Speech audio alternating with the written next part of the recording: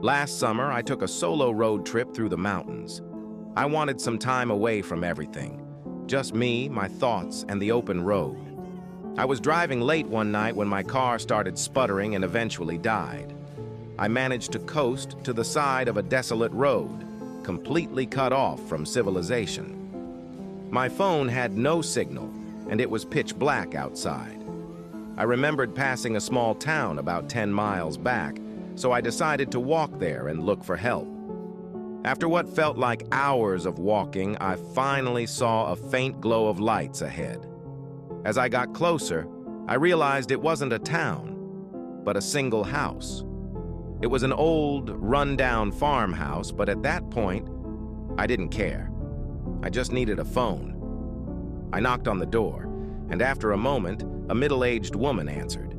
She looked startled to see me, but eventually invited me in.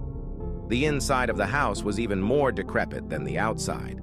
The wallpaper was peeling, and the furniture looked like it hadn't been touched in decades. She offered me some water and let me use her phone. I called a tow truck, and they said they'd be there in about an hour. While I waited, I made small talk with the woman. She seemed nice enough, but had an odd way about her. Every now and then, she'd glance at a closed door at the end of the hallway with a nervous look in her eyes. I asked her if she lived alone, and she hesitated before saying yes. About half an hour later, I heard faint shuffling noises coming from behind that door.